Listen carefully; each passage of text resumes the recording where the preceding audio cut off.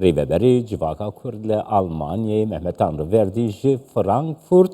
a Almanyayê mêhvanî min e. Silav bû te kekê Mehmet. Kekê Mehmet hilbijartinê gelek hestiyar sibe ku li dar dikeve. Dilgiraniyek heye ku rastgîr pêş bikevin. Ev yek tê pêşbînî kirin. Ti bi xwe çawa dinirxîne kekê Mehmet kesekî ku di rewşa siyaseta Almanya'da aktif û çalak. Kerem kekê Mehmet. Silav Kek Cemal. Belê sivê 5.9 milyon hemelatiyên Almanya diçin ser sandığı êreyê xwe bidin û parlamentoyek nû hilbijêrin. Cîhan û li Almanya zî li ber ku divê rewşa krîtîk da yani rewşek dema şer 3 sala şer heye navêna Rusya û Ukraynê da aboriyek krîzek aborî li Ewropa heye li Almanya zî heye. Bijara sereke hilbijartinê wek bu anî ziman rewşa aboriye û rewşa penabera ye. Yani rewşa krîtîk da hilbijartin pêk tê lê wisa xuya ye ku Partiya Xristiyan Demokrat a SED û CSU partnerê wê ew ê partiya herî xurt bin sedî 30 zêdetir ê denga bistînin û ji wan re partnerek lazim e yani şîrîgê wan ê koalîsyonê îhtimalek ê sosyal demokrat be Partiya Şewirmendên Almanya Olaf Scholz herçiqa rêza siyemîn daye hûn zanin Partiya Nijadperest AfD rêyê wê gelek zêde bûye propagandayê wan jî penabera lê koalîsyon Alman dibêjin grozê koalîsyon herçiqa hemalatiya Almanya vê koalîsyona mezin jê hes nakin çunku salên bihûrî da ev koalîsyon hebû ji koalîsyona mezin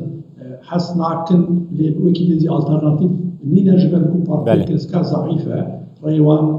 din 115 dane sedî 15 dane ji bo wê Xristiyan Demokrat Friedrich Merz ê bibe şewirmen û cigerê wê partnerê biçûk zê bibe sosyal demokrat yani ihtimalek wezîrê ku berê van çend heftiya Serdana Kurdistanê kiribû Boris Pistorius ew ê bibe wezîrê derveyî yani kekê Mehmet te dest nîşan kir kek Mehmet te dest nîşan kir û bêguman pirsek gelek hestiyar di proseya bangê ango propagandaya hilbijartinan di Almanya'da mijara penaberan mijarekî sereke girtiye. Yani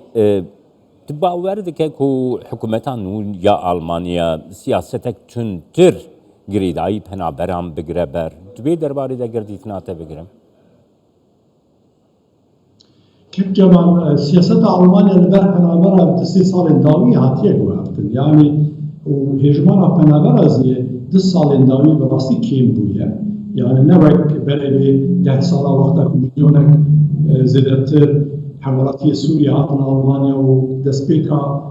şerê Ukrayna û Rusya milyonek û nîv Ukraynayê hatin Almanya ji ber ku rewşa aborî di rewşa xeterê da ye aboriya Almanya ber bi krîzê diçe ew bûye meana yani mesela penabera nekê hêjmara penabera zêde bûye. Tabii rola ew ê zî heye bu yerê ku ev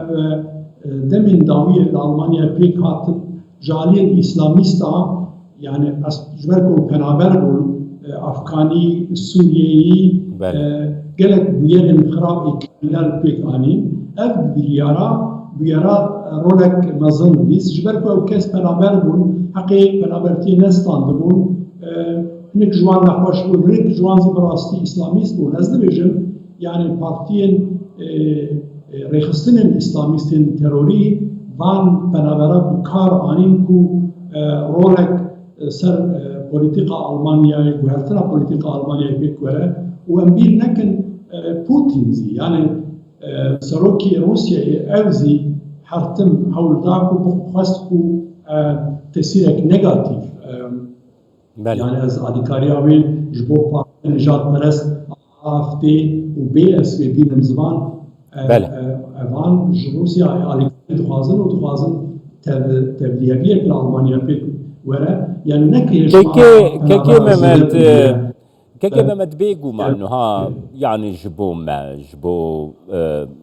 كردان جبو يرفعنا كردي بطايبتي لأوروبا دي جيهاني دي يعني هري زيادة بنابر ايو كرد يعني جبالاتيين ألمانيا ايكو كردانة رفندا كردي و رفندا كردي رفندا كجلك أكتيف جي لألمانيا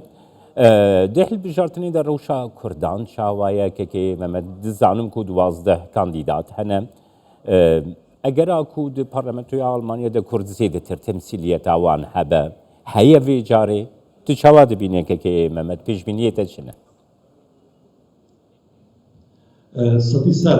رولا کردا ایچه yani ji 5.9 milyon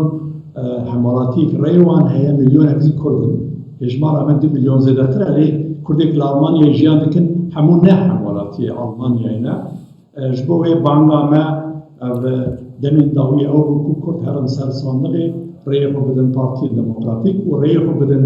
nûnerên Kurdan wekû anî ziman êk eşkere ne 12 kes eslê wan Kurdin lê hejmarek veşartîzî heye di Partiya Sosyal Demokrata da û nava partiya CDU û KSK da belkî şansê wan ê hilbijartinê nîne lê hejmara Kurda çiqa diçe zêde dibe heta niha sê çarek bûn parlamenterên Kurd li parlamentoyê ez hêvî dikim û wisa xuyaye ku ev hejmarê derkeve pênca yani hejmarek 5 kes Kurd kokavan tekeve parlamentoyê Parlamento Almanya Avrupa û ji bo Kurdazî gelek girîng e yani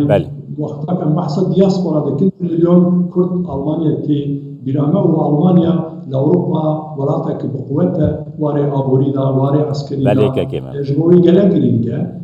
hûn zanin berê vê 3 sala ev peryoda kîn niha dom dike grûpek parlamenterên dostaniya parlamenterên Almanya û Kurda ava bû navê jiyana Kurdî li Almanya ev grûp plan ku meha Nîsanê serdana Kurdistanê bike lê ew paş xistin em hêvî dikin ku ev grûp hîn xurtir be kesên ku Kurdin û kesên ku alîkariya Kurda dikin Belê destxweşkekê Mehmet Tanrıverdi rêveberê civaka Kurd li Almanya ji Frankfurt li gel